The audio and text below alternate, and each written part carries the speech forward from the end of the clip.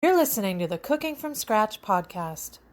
Are you tired of bland, boring, high-protein meals? Do you dream of effortlessly creating dishes that are both nutritious and bursting with flavor?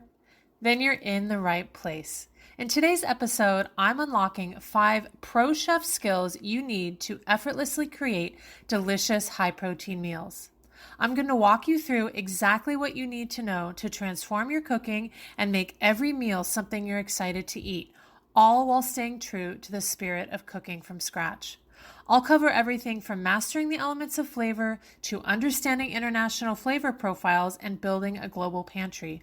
Plus, I'll share tips on how to make meal prep optional so you can enjoy flexibility without sacrificing deliciousness. Get ready to level up your high-protein cooking game. Let's dive in.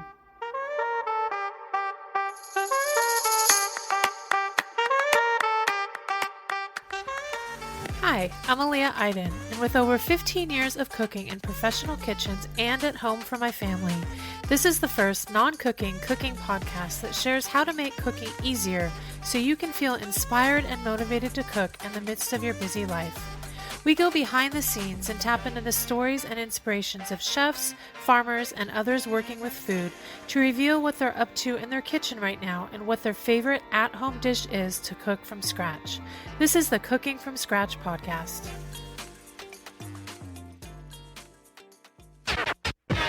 It's the beginning of 2025, and this year I've refocused the podcast and I'm leaning more into the healing aspect of homemade meals. A couple of years ago, I started eating high-protein meals, which resolved some health issues I was having.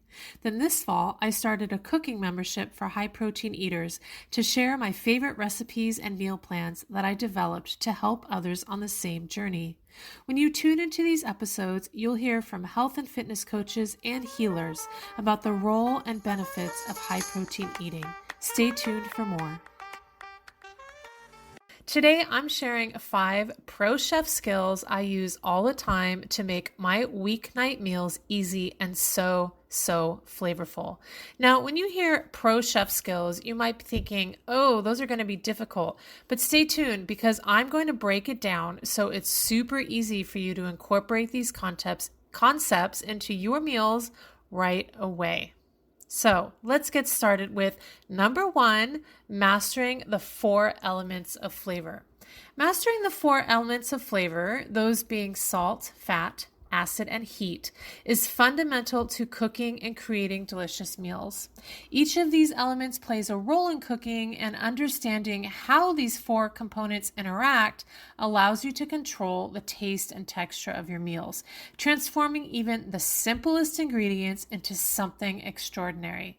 Now, none of these elements requires extensive study to get a grasp on the basics, and you'll always learn gradually as you cook.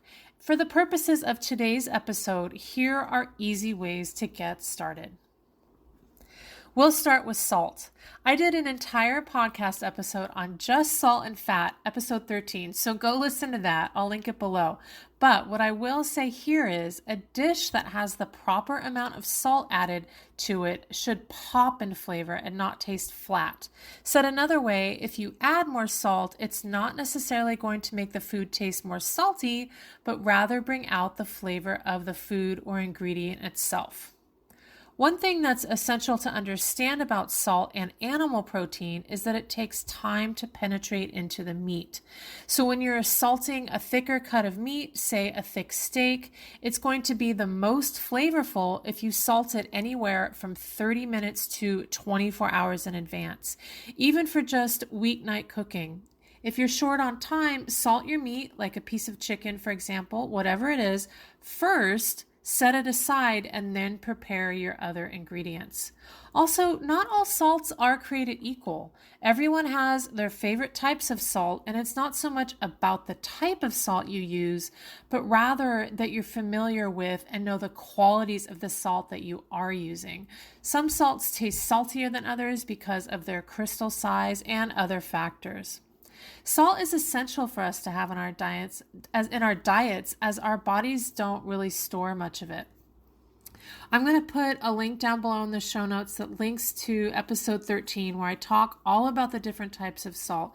But I'll say here is that one of the biggest questions I get about salt, and that's, how do I know whether or not to add more salt to a dish? And I think this is coming from a fear of over salting. And it's true, you can always add more, but it's hard to take salt away.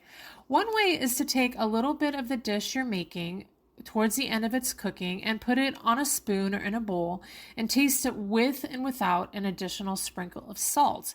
If it tastes better with salt, add more to the whole dish. This can start to train your palate and give you more confidence in your instincts about salting your food. And after a while, you'll start to get a feel for how much salt to add to your dishes. Now, let's move on to fat. So fat adds richness, texture, and it affects flavor intensity of foods.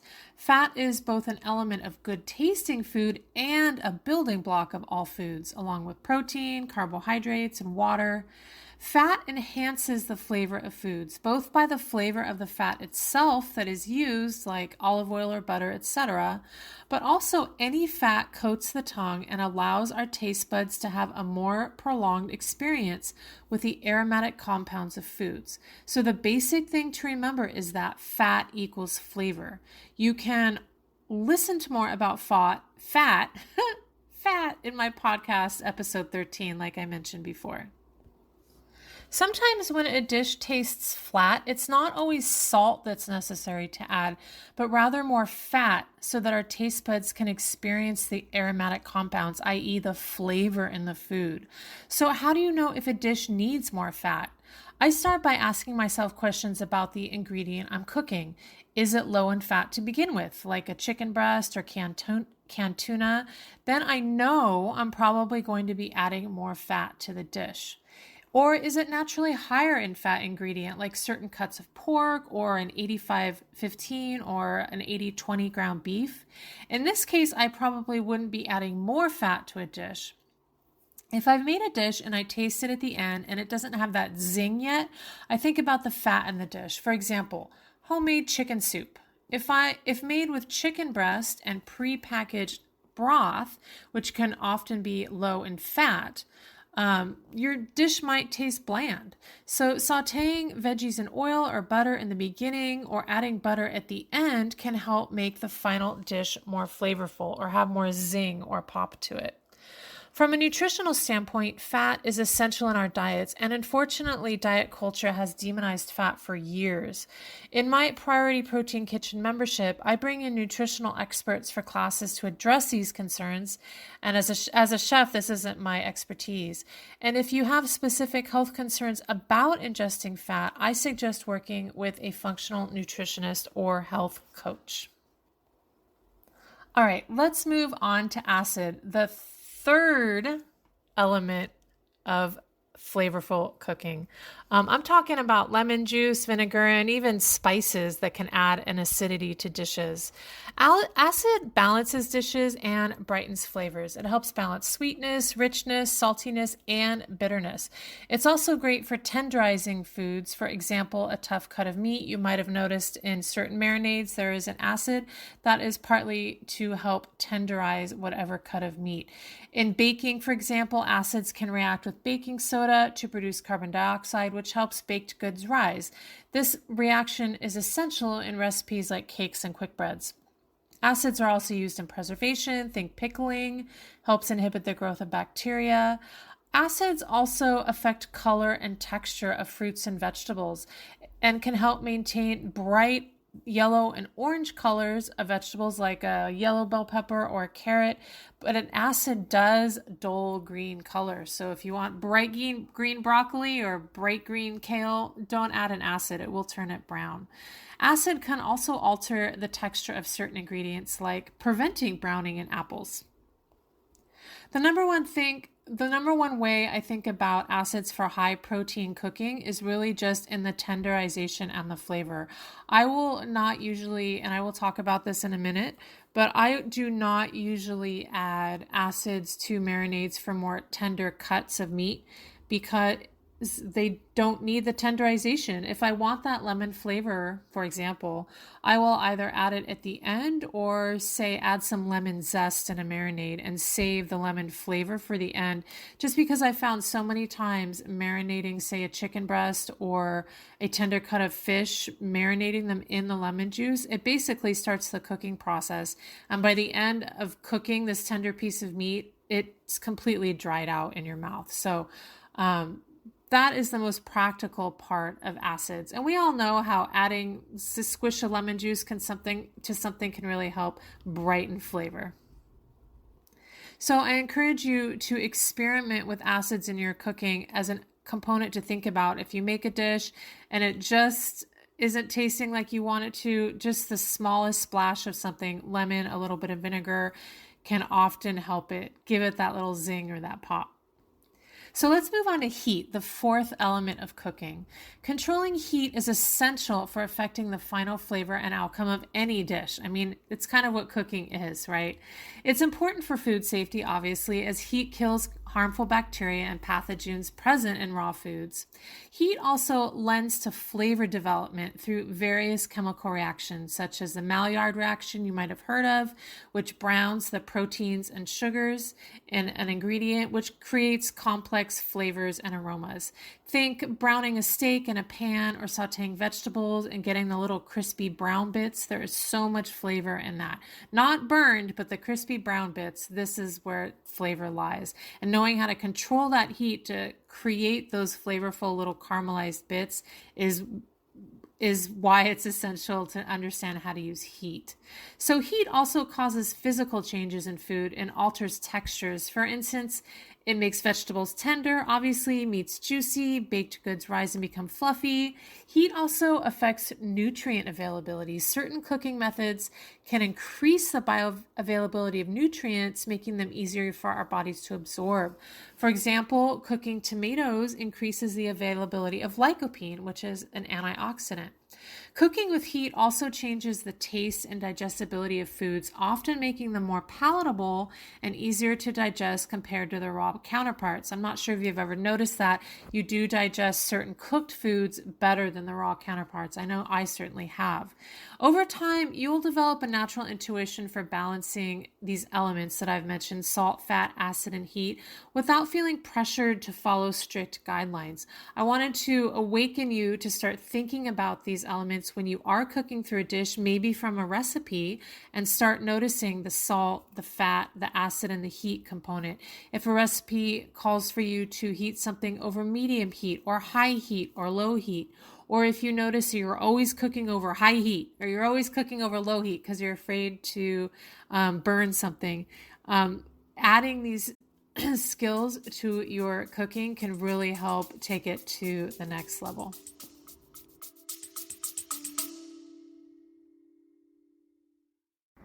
Hey everyone, Aaliyah here.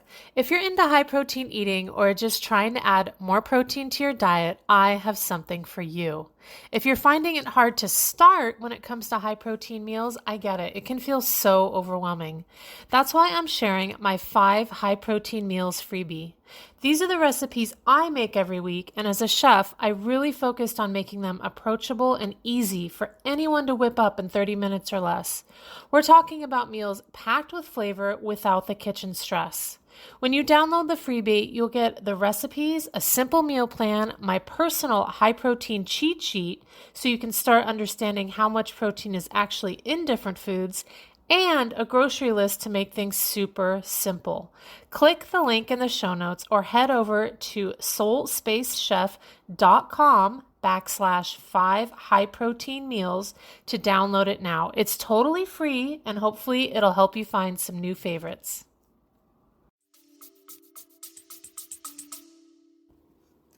Let's move on to number 2 pro chef tip. This is rough meal planning and prep. Now, in a kitchen, in a restaurant, meal prep, that is preparing ingredients ahead of time, is absolutely essential. In a home kitchen environment, it's really can be optional. Let me explain. So creating a rough meal plan, that means outlining what you might want to eat eat for the week can streamline your cooking process and minimize stress. Like I was saying, even a basic outline can help you shop efficiently and prep ingredients in advance if you want.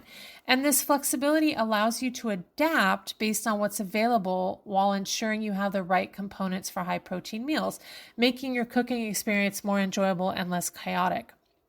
My favorite type of meal planning is really more of the loose framework that I mentioned rather than a rigid schedule. What I do is create a simple list of proteins, vegetables, maybe some grains that me and my family enjoy, and mix and match them throughout the week based on the fresh ingredients. I shop a lot at the farmer's market, what we're craving, or really just spontaneous decisions. Sometimes we'll be given a gift of something and I want to use it, and I want to have that flexibility. This adaptability not only makes cooking less stressful, but also encourages you to experiment with new combinations, keeping meals exciting and varied without the pressure of sticking to a set plan. So that's meal planning. Meal prep, on the other hand, I find to be completely optional in a home kitchen environment, depending on your schedule, depending on each individual. Some people do prefer to do a lot of prep on the weekends because that structure helps them eat well throughout the week. And that's amazing. I love that. Others find this too stressful and just prefer to spend 20 minutes a day making dinner. And that's where your meal plan comes in handy. What I encourage people to do is find the place that feels good and doable for them. There is no right or wrong way. If you like to spend some time chopping ingredients in advance or even fully cooking whole meals, that's great. Everyone has different cooking styles and preferences. For some, the idea of prepping meals in advance feels restrictive or tedious. I fall into that camp. I like to enjoy my weekends, not prep a bunch of stuff on Sunday. It stresses me out. And by framing this meal prep as optional, it empowers you to choose what works best for you, making the cooking process more enjoyable and less daunting. And when it's more enjoyable, chances are you're going to do it more. I do find that extensive meal prep, like I said, it cuts down on the adaptability and creative freedom in your meals. By not adhering to a strict meal prep routine, you open yourself up to experimentation in the kitchen, and this allows you to discover new flavors. We always get bored of what we're making, so you need a little bit of wiggle room there to discover new flavors and cuisines based on what inspires you that day or what you're craving that day, and all of this lends towards making cooking more enjoyable and spontaneous experience. Let's move on to Pro Chef tip number 3, know your meat, meaning where on the animal it comes from, the cuts of meat. So familiarizing yourself with different cuts of meat and their origins makes you a better cook. Each cut varies in flavor, tenderness, and therefore it will tell you its best cooking methods. For instance, knowing that brisket benefits from slow cooking, while tenderloin is best cooked quickly, can elevate your cooking game. This knowledge not only improves meal outcomes, but also helps you make informed choices at the grocery store or butcher. Knowing where the cut of meat came from on the animal can help you improvise meals. For example, a chicken thigh is a naturally tougher cut of meat because it has more muscle that was used during the animal's lifetime. Think a leg, it's running around, and it would benefit from tenderizing, like adding lemon juice to a marinade. Opposite of that, like I mentioned previously, would be a chicken breast with less muscular tissue in it, and therefore it's naturally more tender.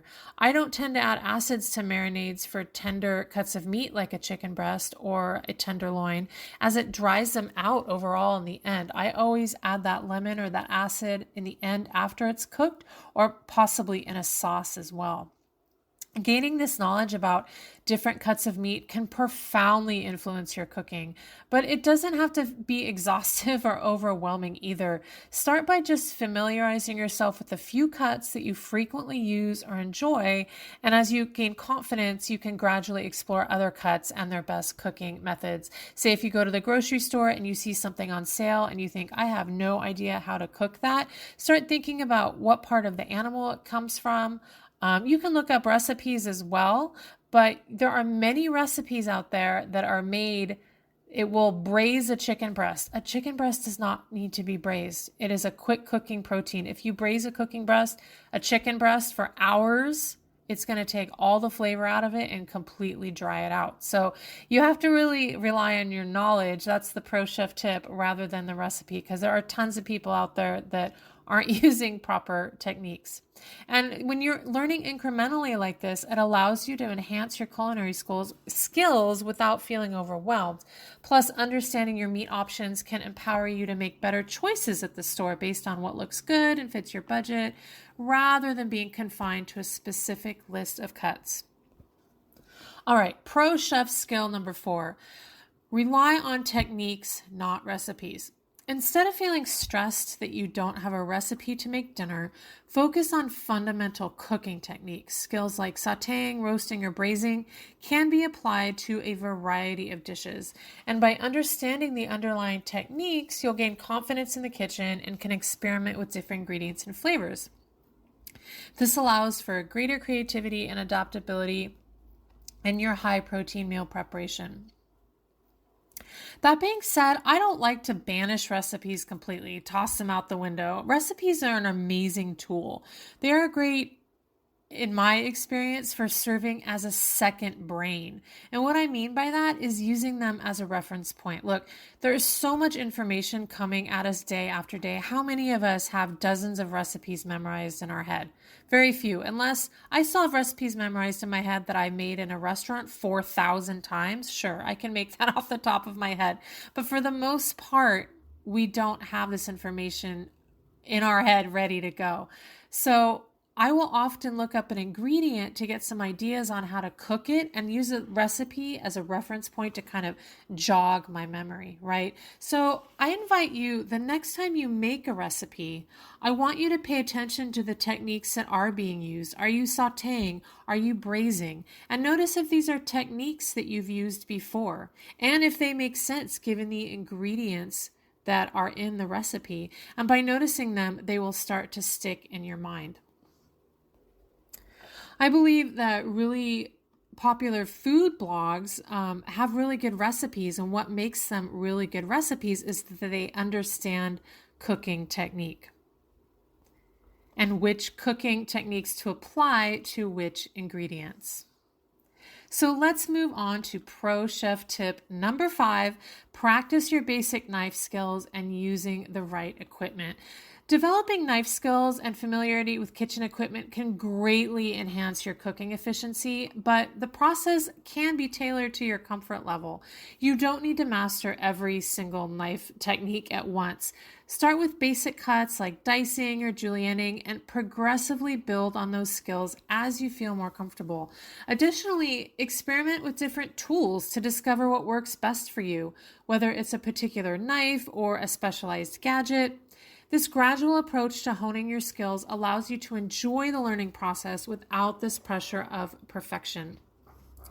In my cooking videos on YouTube at Soul Space Chef is the name of my channel, I always show and explain basic knife skills at the beginning of most of my videos because it's practice that will make the skill become less overwhelming.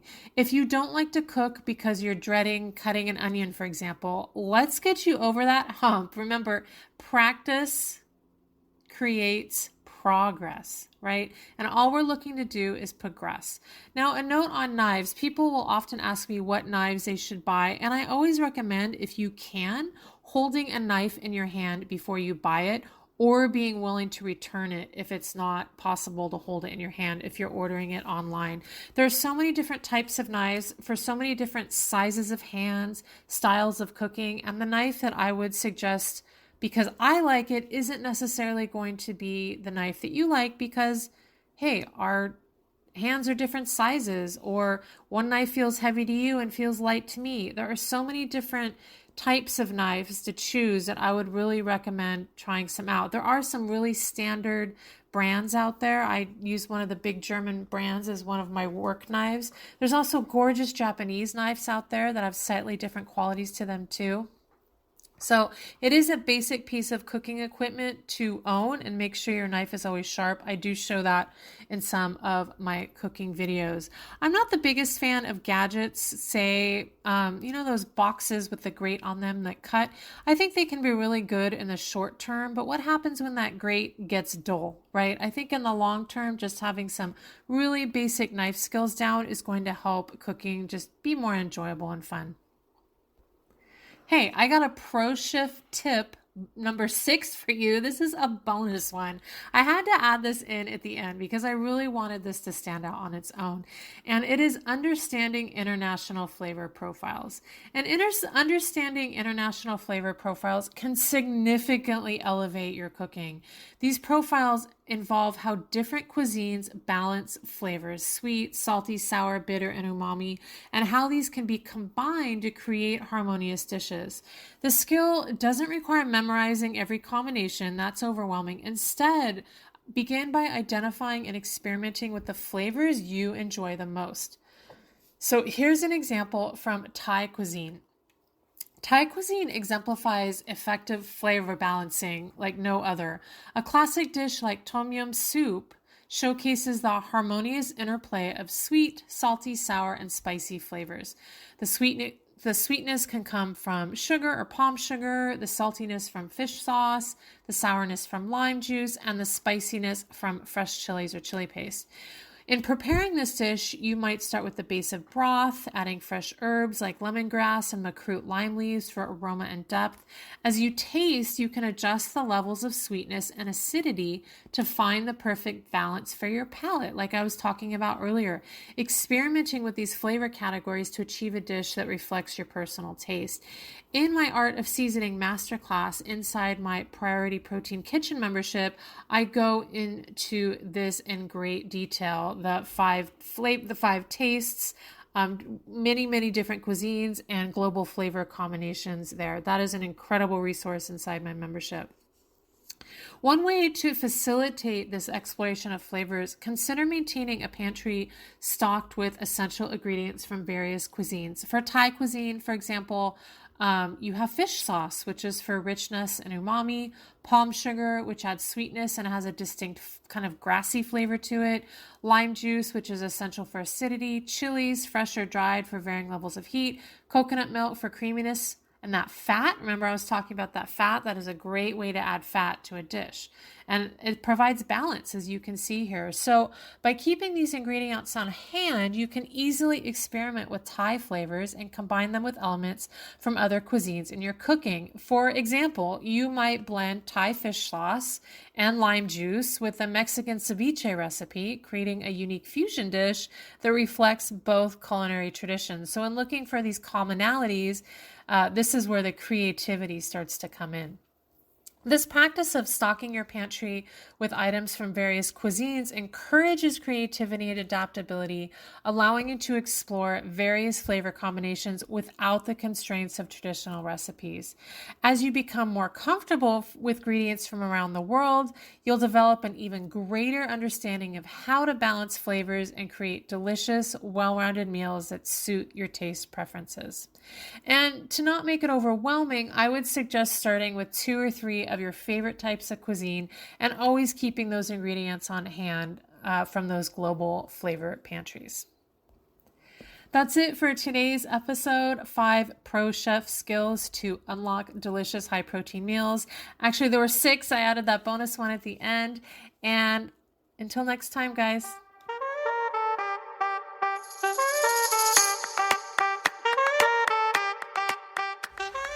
Thank you for listening to this episode from start to finish.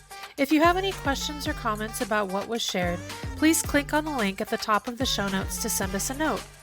If you enjoyed this episode, please consider leaving us a review on Spotify or wherever you listen to podcasts, and share this episode with your friends.